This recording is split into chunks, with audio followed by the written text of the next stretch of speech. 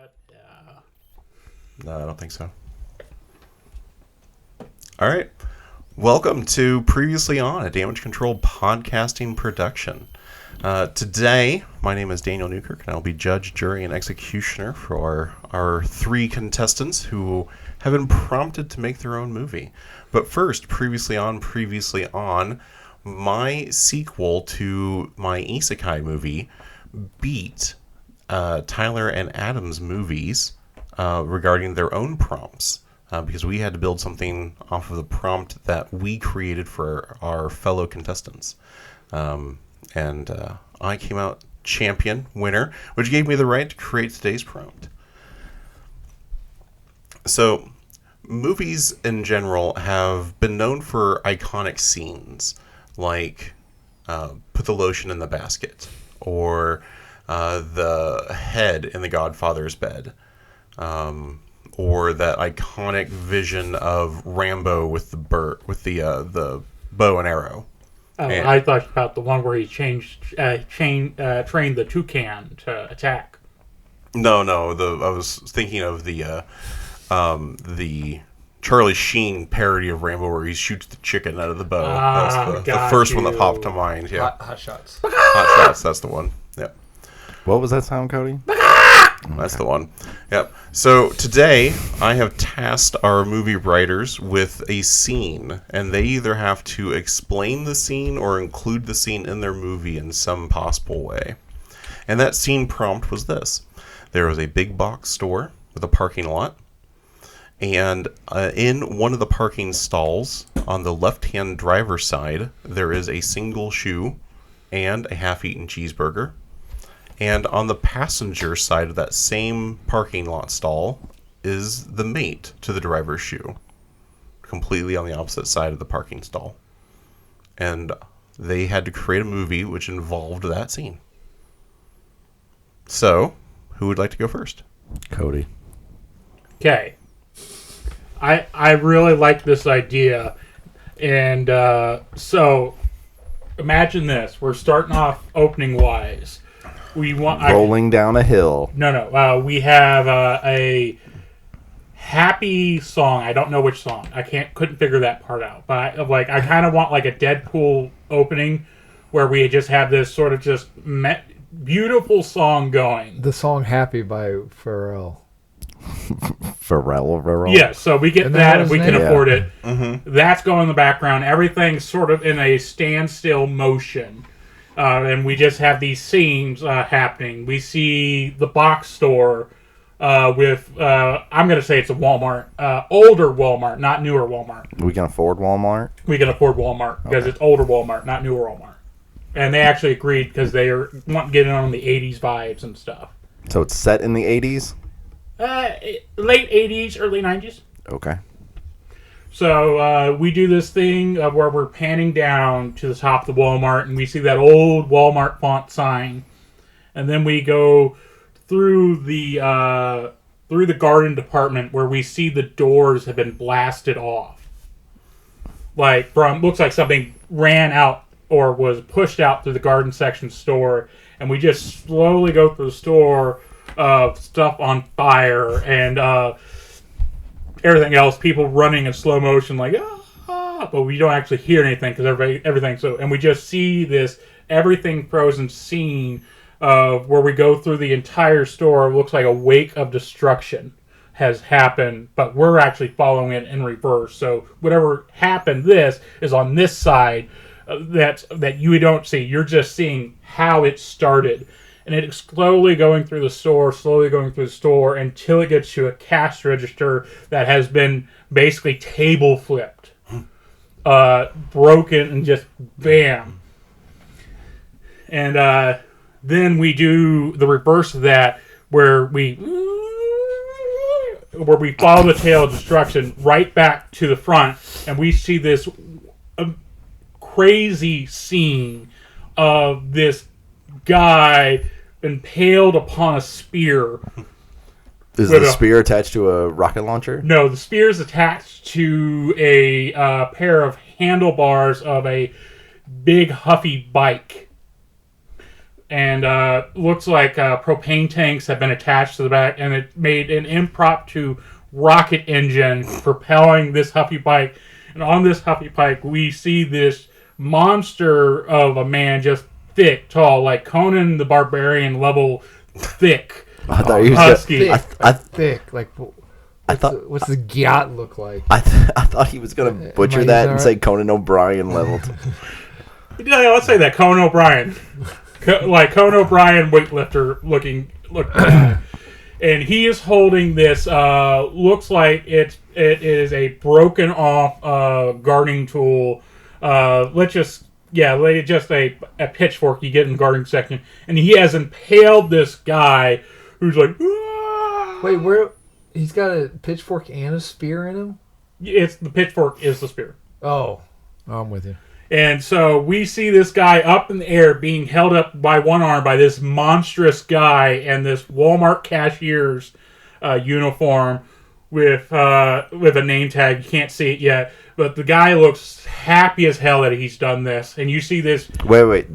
The guy that's being held up looks happy as hell? No, the guy spearing. Okay, all right. On the modified Huppy jet bike. Okay. And he's just like, you see a look of pure joy because we got that Pharrell song going, like, if you have it. That is not the song. Not even close. You were just singing If You're Happy and You Know It. I know. If you're happy and you know it, stab somebody. Have you seen that I think it's Conan, where they had that black dude that's in like Hot Tub Time Machine? Craig Robinson. Whenever he does stand up, he plays the piano. Yeah. And he plays If You're Happy and You Know It. And they clap their hands. So he goes Stop your motherfucking feet. He goes to the second verse and they clap their hands again. He's like, "It's stop your feet, motherfuckers." Anyway, sorry. So he has this. Craig Robertson. So we see the guy on the spear. He looks like a business suit type. And he's in one hand. I thought he was a Walmart employee. No, the guy spearing. Yeah. The guy being speared. Oh, the guy being speared. Guy being speared. The spearee, not the spearer. Not the spearer. The spearee is in this business suit type thing. He's holding a McDonald's large, supersized drink in one hand. Can he have the oversized Zach Morris cell phone in the other hand? No. Okay. Oh, that would make sense because that's why time is frozen, because he's got Zach Morris's time freezing power. Is Zach Morris's timeout? But no, he's holding on, but he is speared. Well, look at horror on his face, like, ah! He's like business suit tie flapped up around because he's going so fast that it's flapping. What kind of suit? Like three-piece? Wall Street asshole suit. Like, Black, blue? Black. What kind of tie? It's got like it's his one piece of whimsy, so it's got like a golfing pattern on it. So it's got like a guy doing a golf swing. How did he tie the tie? Damn it, that was my question. Windsor. God damn it. Full Windsor, half Windsor? Full Windsor. He didn't do a double Windsor? Is it a Colombian necktie? No, full Windsor. Not a Colombian. Oh. What color shoes does he have? Like His shoes regular are dress actually shoes, or off. does he have his spats? dress shoes? He's been hit so hard. His dress shoes have flown off in opposite direction of the parking spot. See, now I can. Wait, he's in the middle of the. He's in the middle of the store. No. We stole the trail of destruction in the store, and we did that whole back scene where it started, and then we zipped back through the trail of destruction to where we're outside. Oh, okay. I thought we were at the very front of the store. Okay. I kind of refuse. I'm suspending disbelief. I don't think a businessman would have McDonald's. I mean, you would not want to stain that suit. Does he have a pocket square? No. You say that like there's not a very prominent businessman who eats McDonald's 3 meals a day currently. I don't call him a prominent businessman. That's fair. Yeah, Cody, you're not very prominent. Is that who we're talking about? Yes. Yeah. Daniel's favorite person. Oh. So we see this guy, the guy's speared, his shoes knocked off, a cheeseburger, a Big Mac on the ground, a sign of wealth and disparity in this country, and just excess waste. It seems like he took a bite and threw the hamburger down. He's like, not my taste. But he kept the soda. Okay. So he's speared up on the pitchfork, and then we pan back to the spearer. This monstrous man on this Huffy jet bike that he's sort of fashioned in a moment. It was a look of pure joy on his face, and we go down to his name tag, and it says Grognard. And then we go into a narrator, like Morgan Freeman style. Many have said of tales and memorial of the strongest warrior that exists in this lands. And we go into this backstory of this guy who is not from our world. His name is Grognard, the greatest conqueror of 7 armies in this made-up mythical world. He's like the strongest warrior, he leads army, raises nations. What? I'm just trying to get a visual. Who's playing Grognard? Grognard. Who's playing him? I was thinking. I'm not trying to throw you off. I'm just asking a question. I was thinking. I want somebody as big as the mountain, but not necessarily the mountain. I want him to be more. Appalachian, Rockies. I'm gonna slap you. I'm thinking somebody the size of the mountain, but I want him like his face to have. You remember the guy from Longest Yard that Adam Sandler plays ping pong with? Oh, the wrestler, dude. Yeah, isn't he a wrestler? The Great Khali. The Great Khali, yeah. I want him as big as the mountain, which I think the Great Khali is bigger than the mountain. Great Khali was like 7.5 feet tall or something like that. Is he dead? Great Khali? I Yeah. don't think so. I think he's still Well, why don't you just? I think he's retired. You can just. He can you barely. can just. He can't walk very Do we well. have the budget just to put someone's face on? Like, Not if we're paying Walmart and McDonald's. no, they're in on it. Oh, they're in on it. Yeah, they're paying us because they want the advertising. Why don't we get the mountain? He doesn't want. I don't want. I want some of the size of the mountain, but I don't want the mountain's face. I want sort of a face that. What's that? Because the Great Khali's got like gigantism a little bit or something, where some of his bones are growing more than they should. Yeah, I want like a defined brow. Sort of like a Neanderthal a little bit. You know what I'm talking about? Well, I don't think anybody has that. Okay, so first off, Great Khali does not have gigantism. Oh. Great Khali has acromegaly. Oh, okay. My apologies. I didn't- Of a big difference there, but Okay. But I want somebody that looks like they're just not quite from this world. Okay. You know what I mean? But they can still be like, oh, that's just a kind of weird looking dude. So you can be like, oh, that guy works at Walmart. Yeah. Okay. All right. So we go through this thing. This guy is leading an army, destroying his enemies, just one swear. And he's just like doing a giant war cry. And then we see the enemy's army being like, you have slain us all, you monster. And he's like, I will destroy and control this world. And then this wizard opens a portal underneath his feet, drops him in the middle of this suburban town where he has none of his resources. And he's going around like trying to figure out what's going on. And he gets mistaken for a mental patient, gets tased, taken all of his weapon stuff, and he's put in a mental institution where they keep thinking he's got some identity disorder or something like that, that he's just playing make-believe too hard, and so they drug him up to a degree where they think they have rehabilitated him to modern society, because they think you're not a warrior, you're just a guy who has delusions of grandeur and all this stuff. Well, he must have some IQ if he knows to strap on some propane tanks on a bike. Yeah, that's where we're getting there. Oh, my bad. And so he gets to the point where they've even got him convinced that he was never a warlord in another world. He's like, did I make it all up? Because they get to the point like, oh, you don't know how to read and write English. It seems like you was sheltered all your life. Well, no, he can speak the language, but he can't write it for some reason. So we're making some steps here that they shared the same language and whatnot, and he's able to communicate. And so they put him through, and basically they put him in a worker placement program where he now has a 9-to-5 at the Walmart. And it's him, this big guy, having to constrain to our society that has rules, regulations, and has to maintain a certain level or else he goes back in the can, which he wants to stay out of the can, so he tries his best. And when you say can, you're saying the mental hospital. Yes. And all this. So we go through this sort of, then this 9-to-5 Michael Cera, where he's interacting with his coworkers and whatnot. Michael Cera. The actor. Yeah. Like Who's we Michael go Cera into in sort this? of like a slice of life sort of movie where it's just him interacting with his coworkers, trying to fit in. Okay, and Michael Cera is one of the coworkers. No, I'm just like a Michael Cera movie, where we get like a very big tonal shift, where we go into sort of a, hey Pam, how was your weekend? And it was all right, Grognor. And it's just They let him keep his name. They keep his name because he will not let that go. They don't want to. They don't want to completely shatter the illusion. They want him to slowly make his own way out. Okay. Yeah, so they're like, we will indulge you, Grognor. Your name's Grognor.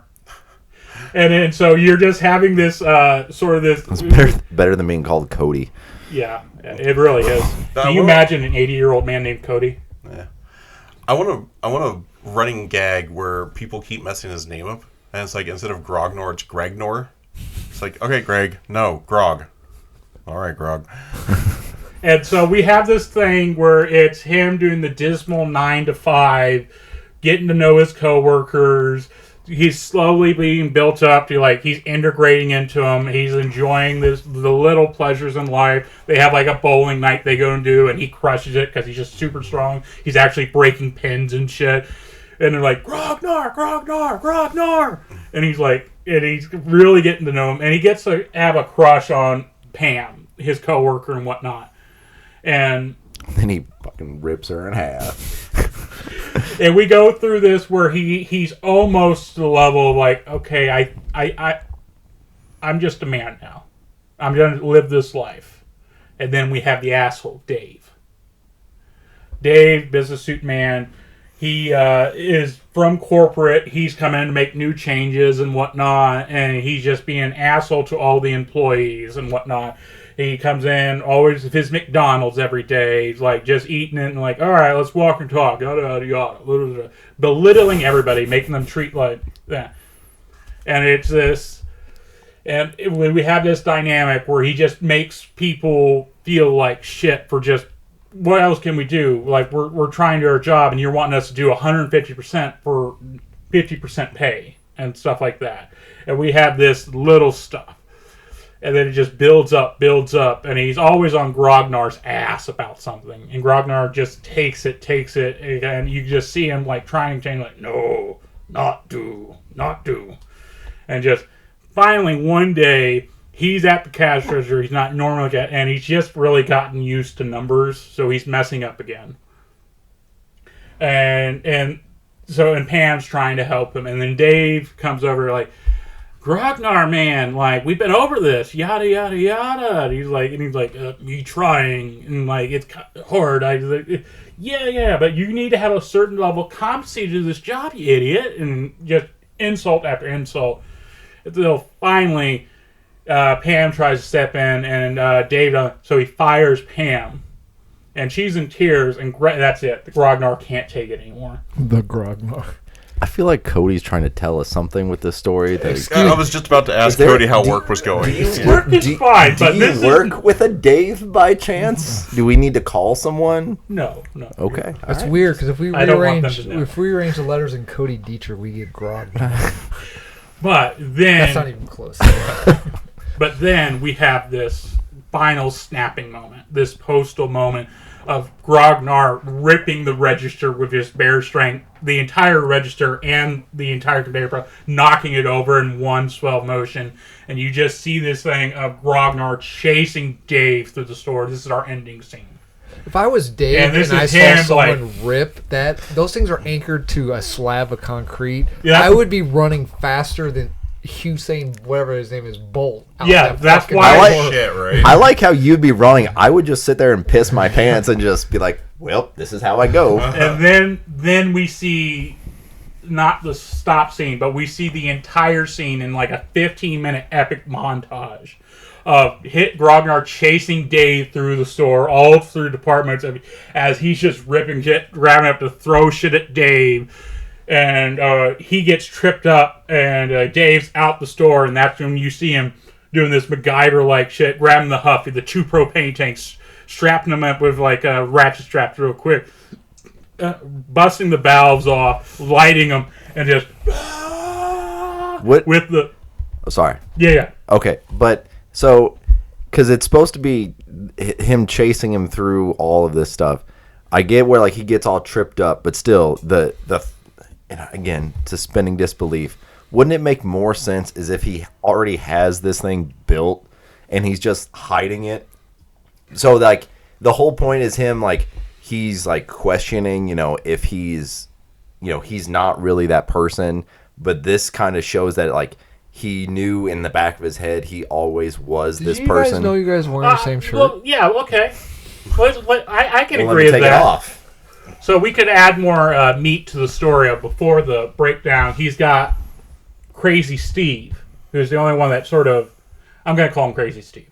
We can name it later. But it's Crazy Steve who works in the stock room that has a little bit too much time on his hands. And he helps him kind of construct this thing. Well, I was just saying, because then you don't have to pause the chase scene to do I'm going to slap all this stuff together. It's kind of he gets tripped, he's chasing after him, he trips or whatever, and then, like, he just happens to be in the right spot. He like, knocks over, some shelving, and then there's the contraption that he's made.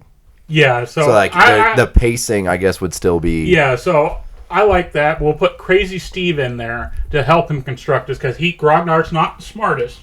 But Crazy Steve's the idea guy, and he's the only one that sort of indulges in Grognard's stories of his past conquest and whatnot.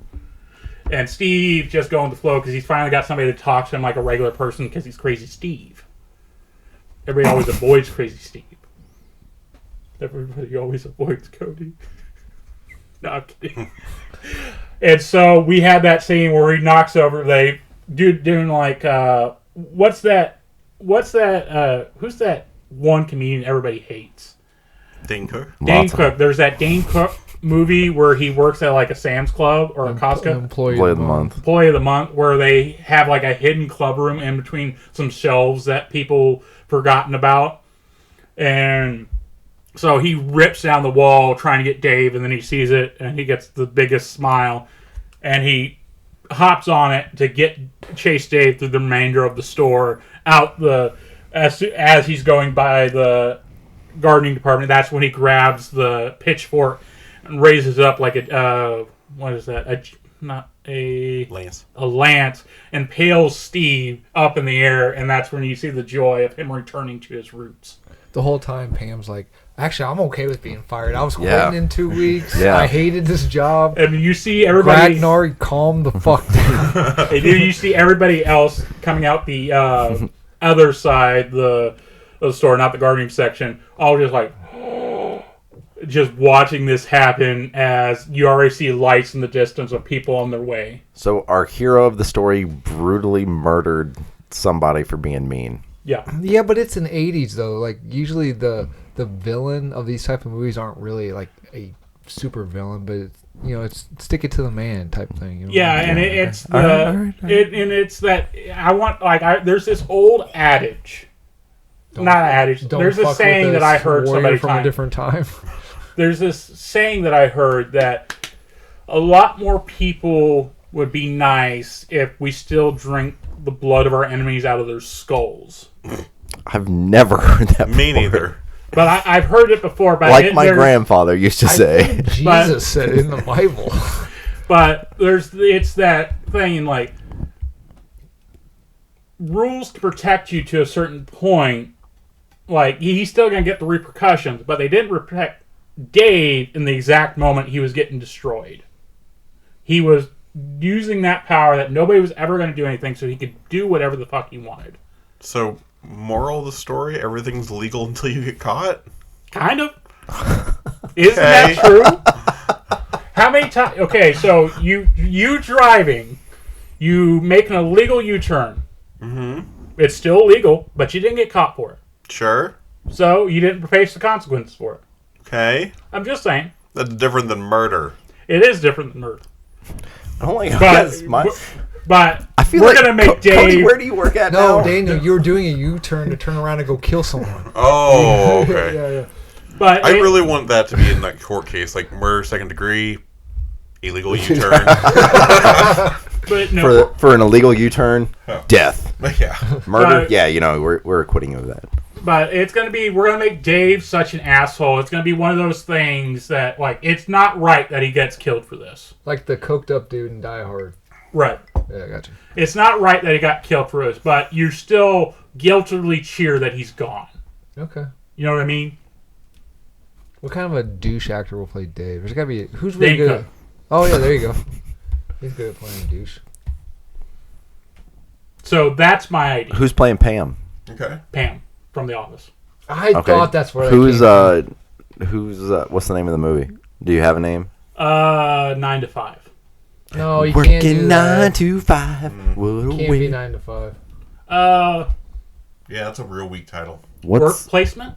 no? What's a Walmart slogan? It's got to be like Grognar of Aisle 5 or something like that. Clean up on aisle 5.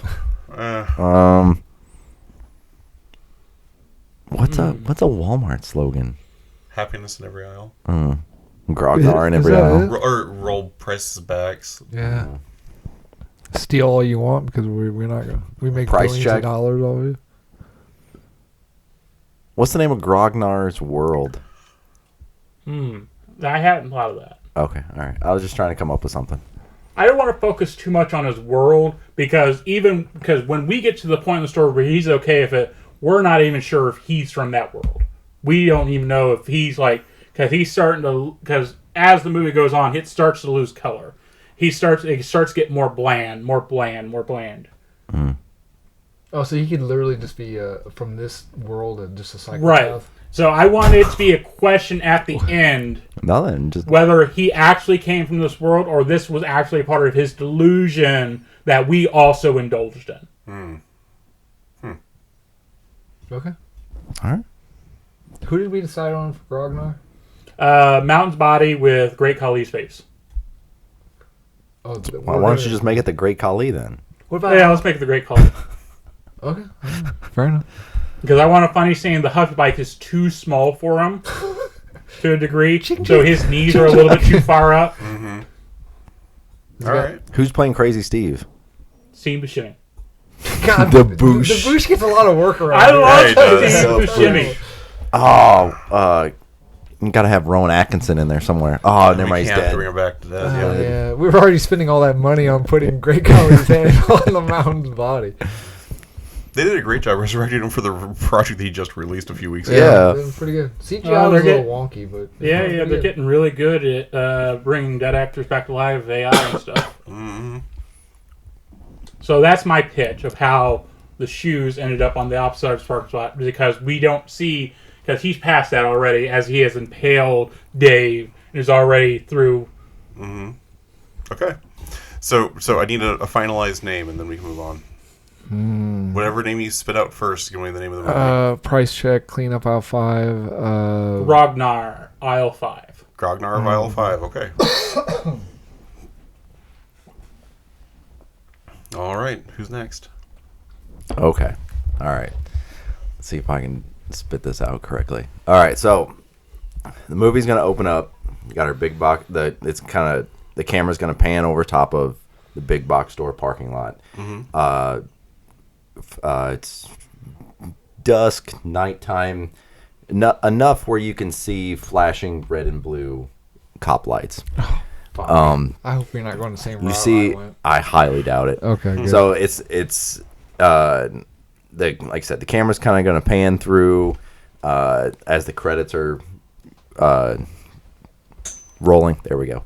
And it's going to focus on the shoe and the hamburger, and then kind of like goes like winds through the parking lot to the other shoe, and then the scene's going to change, and it's going to be an interrogation room. So the camera is going to be from the side where our two detectives are. You'll see like their outline, you'll hear their voices, but you don't see their faces. And then it's strictly focused on the other seat. So the first person, comes and sits down, and he's kind of a hipsterish looking guy, wears jeans and a white t-shirt, got a little bit of graying in his beard, and so then our two detectives are like, all right, tell us what happened. he's like, all right, so here it is. So he's like, all right, tell us what happened. So A little bit of gray. I got a lot of gray mouth. The guy, I didn't say it was you. Oh yeah, good point. So then the guy starts talking. He's like, all right, so I was hanging out in the parking lot. What were you doing in the parking lot? And he kind of like stumbles and stutters because clearly he's a stoner type. And he's like, all of a sudden, and then he starts describing this horror story where he's got this Jason-esque Mike Myers, slowly stalking through a parking lot, chasing people, and then he stabs someone, and the guy's like, I was looking through the window of this car. Now the window was a square, and with the square, and then the cop's like, okay, yeah, all right, whatever. I don't care. Just I'm a big fan of Damage Control Podcast myself, sir. He's like, okay, keep going. That's my favorite episode. Keep going. So then, he goes into the story where he's like, he came up behind this guy, and he was, eating a cheeseburger, and he stabbed him, and he dropped the cheeseburger, and then, he takes off running, and he trips over one shoe, and then, so basically, like, he runs through the plot, and, describes how this, and then the guy's like, okay, thanks for telling us what happened. So that, Thanks, man. yeah. Thanks, man. So then the transition is, so the detectives get up, and then when they walk out the door, the scene, I don't know how you would do it, but the scene changes. So like they open that interrogation room, and then it changes to them walking into another interrogation room. Like the rooms aren't back to back, but it's framed. It's the visual metaphor. Yes. So like they're going from one interrogation room to another interrogation room. Right. So then they sit down, and they've got another guy, and he's wearing sweatpants and a torn up shirt. You really are winging it, aren't you? No. I have like all of these. Like I have a vague idea of how I want it to go, and then I just kind of come up with it. And so then he's like, okay, tell us what happened. And so then he starts telling this outlandish fucking story about this dude on a Huffy bike with. So then basically he reiterates that. So the whole point of this story is like they're just going from interrogation room to interrogation room, and I guess I don't know if it would be a movie or kind of like not in an anthology series, but kind of like not movie 43, like. I guess movie 43, but not in the sense that it's like stupid comedy. Mm-hmm. Like everything in this movie is taking itself seriously.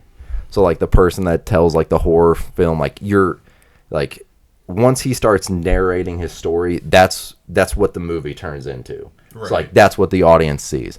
So like, and then and it's kind of poking fun at different movies. Like they go into an interrogation room and it's like, okay, tell us what happened. And you got like a wannabe like knockoff Temu Vin Diesel, if you will, and he's like, it all starts with family, and like making fun of the Fast and Furious franchise, and like tells a story about we're racing down this strip and blah blah blah blah blah, and the main one I thought of was the Fast and Furious one, where he's like, I was behind and so I hit the NOS and I flew through a McDonald's drive-through and I caught the bag as I was going through, and then I flipped over this, like the most asinine stuff, like what you see in the Fast and Furious franchise. And so like the whole point is making fun of that, and at the very end they go through the last door into the last interrogation room, and instead of the camera being focused on who's doing the interview, the camera is pointing towards the door, and you see the two detectives sit down, and so the point of view has changed from the detectives the entire time to now it's our point of view, and they're asking us, okay, tell us what happened. So then the whole point is that you decide, which one actually happened. Why are you making a face? You'll find out when I do my pitch. I like it. I like it a lot. So like I said, I didn't flush it out completely well, I guess, with all the different anthologies. Originally, I was gonna go first, and I was gonna make fun of Cody and be like, okay, so there's this robot that's bigger than the entire known universe, but and then like they were just gonna like cut him off and be like, nope, thank you, and then just get up and walk away. I've heard that apparently eyewitness testimony isn't as accurate as most people would like to believe. It's horribly inaccurate. Like, and so I like the idea of it being focused around that, and it's more people's ideas what they put into what actually happened than what actually happened. Yeah, and like I said, like they're supposed to just be like silly, like just off the wall. You know, you've got your horror movie type thing, and then it's just how easily something can be construed. Like, they'll go into one interrogation room and they have a couple, and they'll be like, well, they were talking about this, and I saw her across the parking lot, and I knew that it was love at first sight, and I just dropped my food, and I ran so fast my shoe came off, and she was getting away, and I had to catch her attention, so I took off my other shoe and I threw it at her car to get her to stop. Like, it's things like that. Like the main point is that you have all these events that happen, but like it's so vastly different from each different character, and it's kind of poking fun at like different types of genres of movies and stuff like that. But Could we have like one redneck being like, I got abducted by aliens? Yeah, like it's basically whatever you would want to put into that type of thing.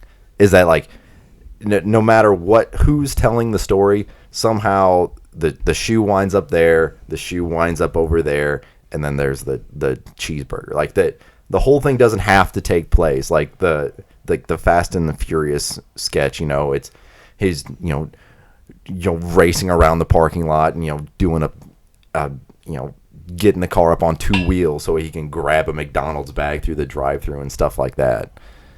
I'm going through the wrong way, so the passenger's got to pick it up.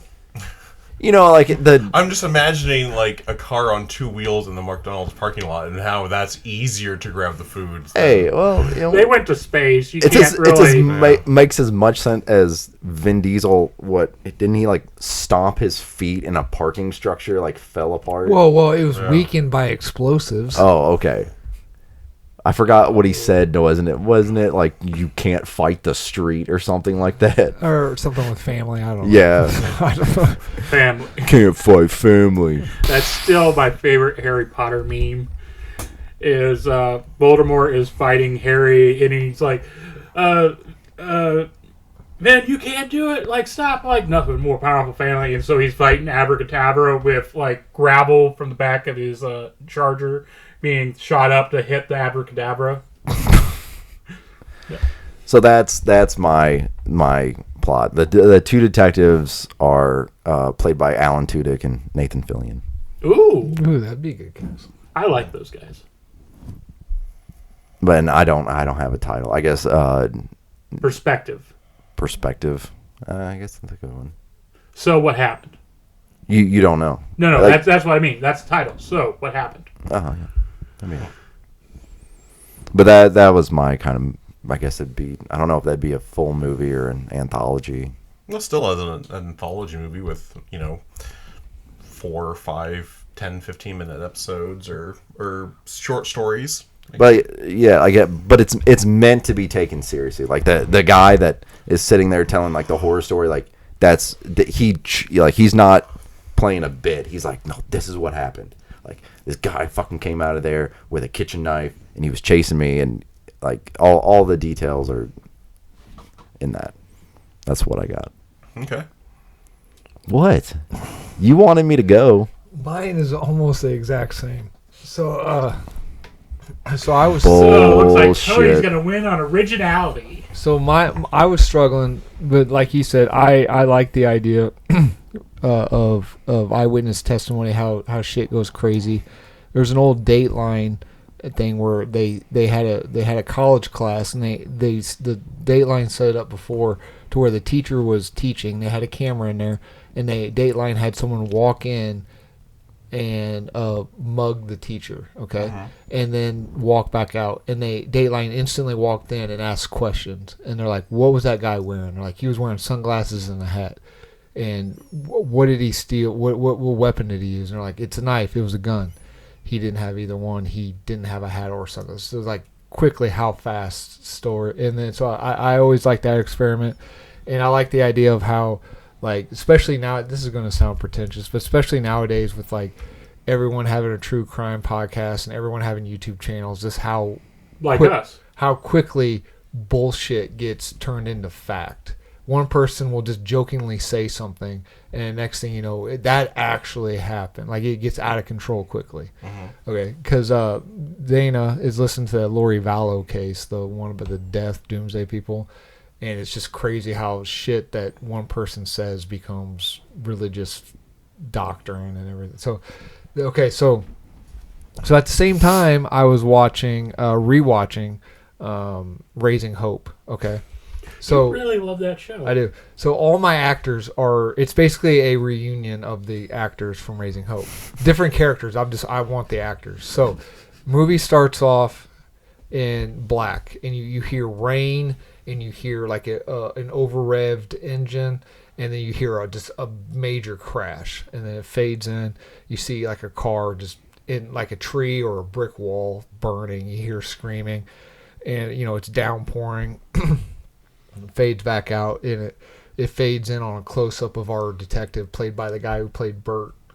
Okay, he's standing there. It's just downpouring. Why he doesn't have an umbrella, I don't know, but he's just standing in the rain, and it's just a close-up of him, and he's looking, and then you pan over, and we're in the parking lot. There's crime scene tape, and there's those little placards that they put next to like bullet shells and blood stains and stuff on the and I guess I messed up the prompt. I thought it was cheeseburger shoe cheeseburger, but I guess it's shoe cheeseburger shoe.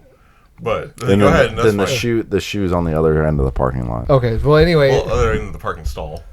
Oh, the parking stall. That was. Oh, I thought it was parking lot. Okay, and that's fine. Okay, so my bad. So I messed it up a little bit. No, so you guys can change the prompt a little bit. That's okay. So the parking stall is taped off. Mm-hmm.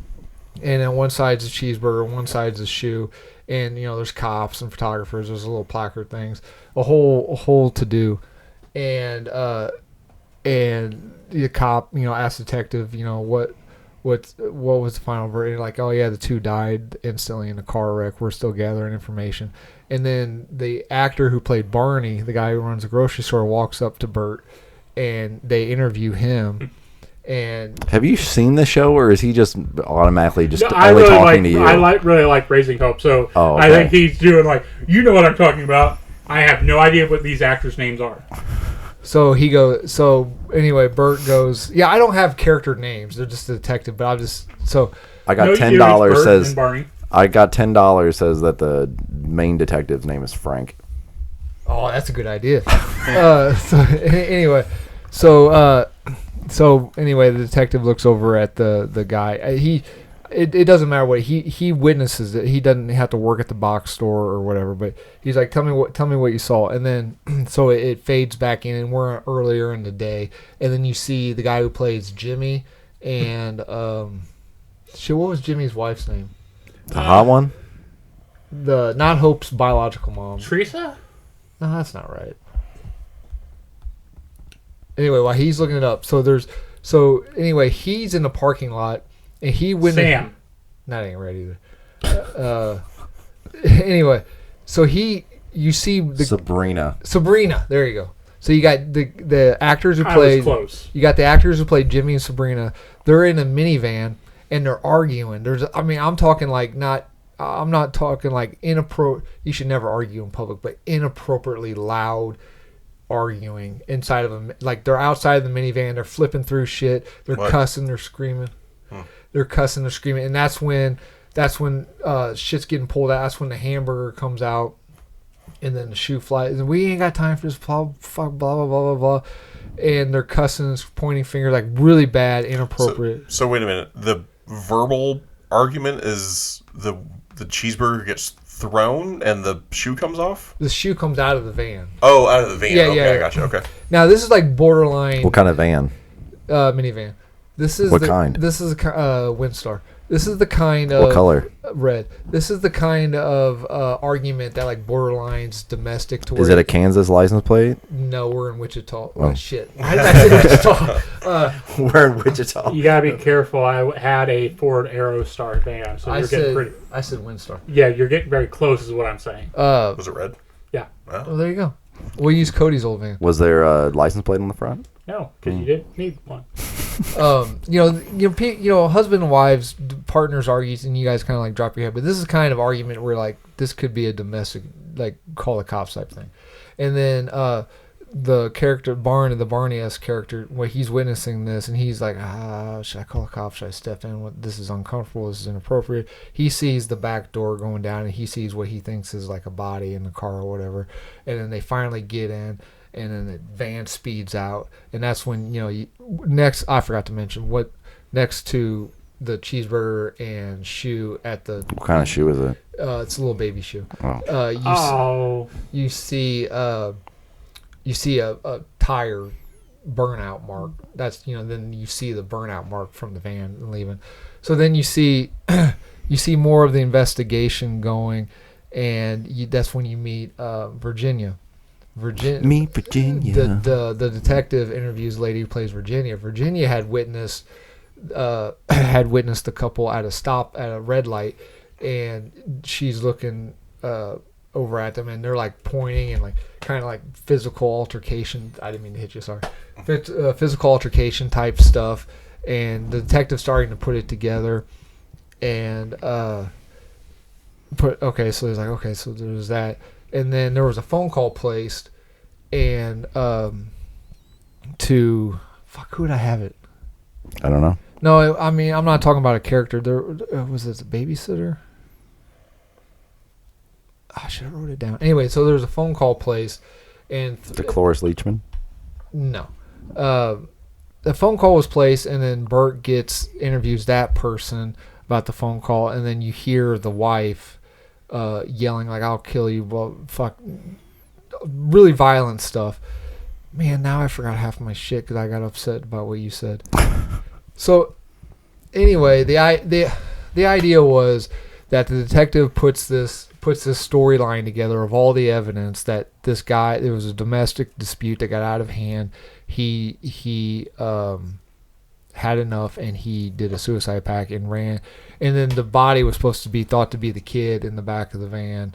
And the whole idea was that the story got completely, even though he was going through eyewitnesses' accounts or whatever, they did have that inappropriate argument. But by the time of going from the van to where the Virginia character saw them, they had like, hey, we were being complete fucking idiots. Let's relax. And they were just kind of like, while it looked like outside the window they were having a dispute, they were just kind of like, remember that one time, and they're like, oh yeah, you stupid, that kind of stuff. Like they had made up, and they had placed a phone call to the babysitter.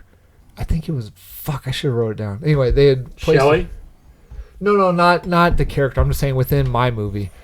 And that had led the evidence that their kid had died through the context of the conversation, but because the dialogue that the detective was given was taken out of context, and then when the car had sped off into the wall or the tree or the side of a bridge, however, it was taken as the dispute had gotten so bad that he just said fuck it and ran it. But what had actually happened was the other shoe. No, that's what it was. It wasn't a fit. You can touch me. You just let me know. It wasn't a filter altercation. They were trying to find the other shoe because they're trying to find the other shoe. And what happened with Final Destination style, the shoe got stuck under the accelerator or stuck under the brake, and he stuck underneath the brake. And he lost control of the van. And so anyway, the whole story got completely out of hand. And it was this guy now is labeled as a murder-suicide pact, where it was just the idea that it was a bad series of events, and things were taken out of context. It is really pretentious, and I apologize, but things were taken out of context.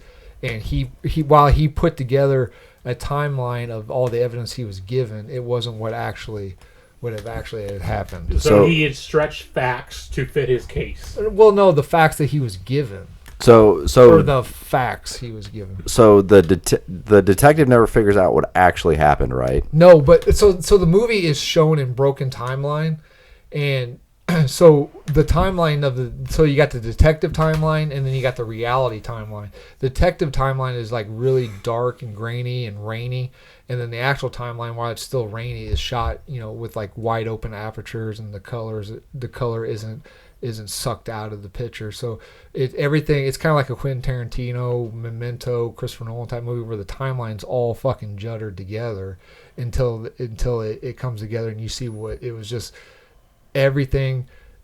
It makes sense what the detective is being told makes sense, that this guy did have enough. There was a bad domestic dispute. He did have enough, and he snapped, and he drove the car into the side of the wall. But everything he was being told and everything he had put together was taken out of context. There was no context. So we see in the other when we actually see the husband and wife, we see the actual context, and we see that what had. It's kind of like the idea. I also like the idea that like the victors only write the history books. Like the conspiracy theory that history is wrong is dumb, but history doesn't always happen the way that we're told, because the victors, the people who talk the loudest, tell the history. So it's like everything is messed. Isn't what actually had happened. Okay. So, do we have a title for the movie?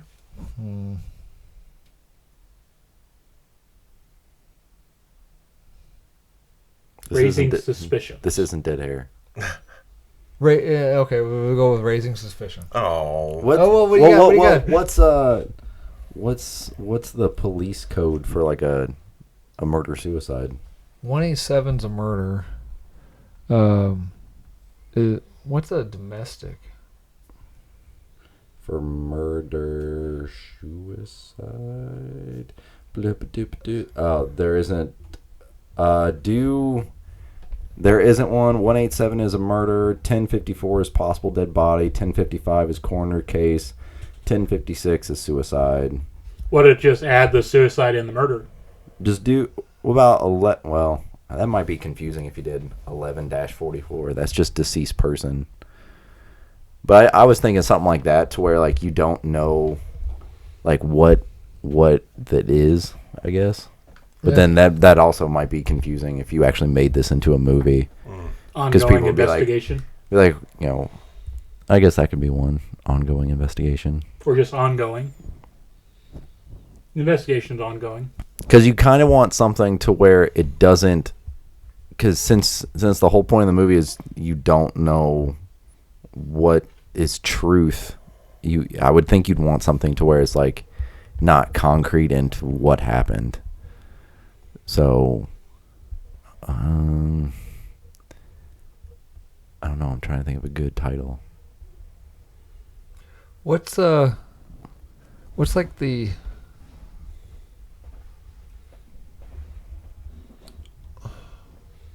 silence, nothing. Silence, nothing. Absence.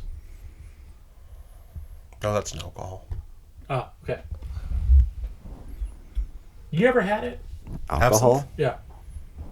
I have not. Okay. I hear stories about it all the time. I wonder if it's just fanfare. I believe most of it's overblown. Okay. No, it gave Johnny Depp superpowers in From Hell. Ah. Absinthe did? Yeah. I thought that was opium. Well, that helped. Fuck, I have no idea. Sharpie. I don't know what to call it. About Burt Macklin. Burt Macklin? Yeah. Dr. Compass. You debate, Daniel. Conezine. Me debate. Yeah, you debate something. Hang on. I'm still waiting for your title. Let's see. Magnesium lactate. Hang on. I dated a chick named Magnesium Lactate once. What would I think? Electrolytes. Aminos. Okay, so what about shifting Shifting Focus. Shifting. Shifting focus. That'll work. Okay. Throws his What? Raising Hope. The dark side. No, it has nothing to do with Raising Hope. Just the actor. It was like I a know. reunion of actors. Okay. So we have Cody's outlandish comedy about the Outlandish workplace comedy. Sure. About Grognard, who goes on a murder rampage towards his boss. Yep. We have Tyler's movie 43 inspired anthology movie that riffs on most of Hollywood to take itself very seriously to explain the situation. I try to get real detail rich, and then whenever Daniel's the host, I have like real nervous anxiety flashbacks to when he's just like, "You all sucked," and I like immediately forget all the details. Aww. So my pitch like becomes like 5 seconds long. I can't believe I've traumatized all of you because I didn't like one movie y'all wrote. What? Luck of McAllister was a classic. It would have went straight to Betamax. I changed my. Straight- I changed title of the movie to Slant. I want to do Slant. Want to do Slant? Yeah. That sounds racist against Asians. Not Slit, Slant. Oh my God. Yep. And then Adam has his detective kind of half noir movie about false eyewitness testimony. Or inaccurate eyewitness testimony. Called Slant. Slant. Okay. So, in no particular order. Tyler, I really like that idea. The idea of the constant interrogation rooms and the multiple stories that each kind of end or result in the same kind of weird circumstances. Mm-hmm. I don't know about the ambiguity at the end, but the movie itself sounds great, and I would absolutely watch that. Cody, I really like Grognard. I love the idea of the warlord out of time who's trying to make the best that he can out of a Walmart until he snaps and decides to go back to his warlording ways to kill his boss. And Adam, I love the idea of this detective kind of putting things together, almost like, I know it's not Seven, but it reminded me of Seven in like the way that you guys described it, putting this whole scene together, and then in the end, him getting kind of stumped by the puzzle. Right. So, my decision is I'm going to call Slant the winner. Oh shit! Seriously? Yes, absolutely. I thought I lost after I heard Tyler's pitch. No, I'm excited. I think I think all the pitches were really good. I think Grognard needed just a little bit more. I really leaned heavy on the murderous rampage part. I need to add it more to the daily life. More I think. grog, less gnar. I definitely think it needed a little bit more of that explaining of the prompt. Okay. And then Tyler, I feel like if you had just fleshed yours out just a little bit more, then you could have gotten it. But I'm going to go with Slant because I really like that idea. I have PTSD. I can't help it. All right, so Adam. All right, so I was watching this video essay a long time ago because I haven't won this in a while, so I've had this in my back pocket for a while. So a video essay on like Canon films. You guys watch any old 1980s Canon films like the Dolph Lundgren Punisher, Dolph Lundgren He-Man, the old Chuck Norris American Ninja movies? Any of those? I watched He-Man. Not in a long time. Yeah, not since the 1980s. So people, Canon Films would make really low budget movies.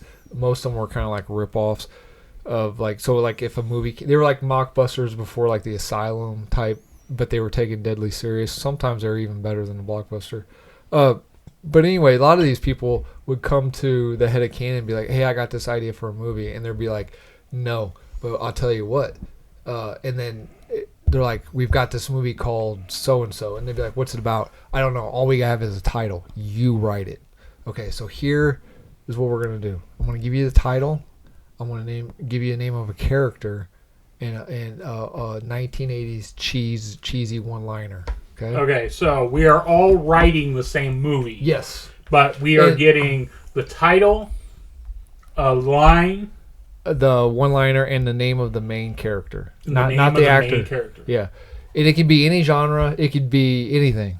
Okay, the name of the movie you guys will be writing because the head of the studio wants to make a movie called The Crass Phone Booth. The Crass, like CRASS. Yep, The Phone Crass Booth. Phone Booth.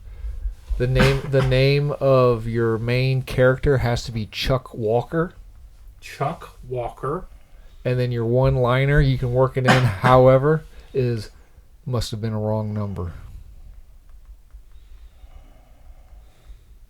Genre doesn't matter. It can be animated. It can be anything. But you have to work those. That's how like a lot of Canon's catalog was just the head guy was like, I like the sound of this title. Make a movie. yeah, he'd be like, he'd see like a newspaper and it would say Tequila Sunrise. He'd be like, write it, and they'd be like, what's it about? I don't care. I want the title Tequila Sunrise.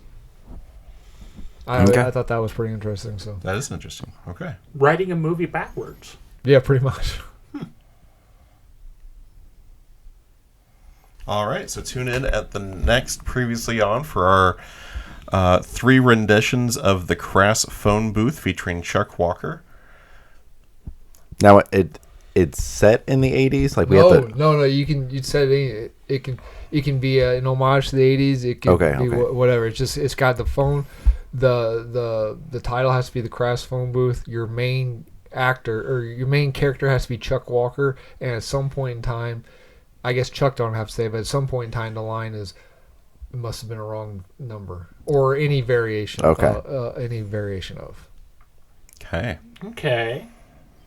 Sounds good. All right, so tune in next Previously On for our opportunities to see what the title is and what the title creates for us.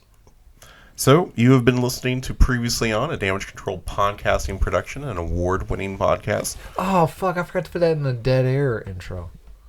That's where I got it in the outro. Right on. Make sure you check out new episodes every Monday on YouTube, Apple Podcasts, and SoundCloud. And then make sure you check out our social medias on Facebook and Instagram. Please like, comment, and subscribe. Adam, push the button.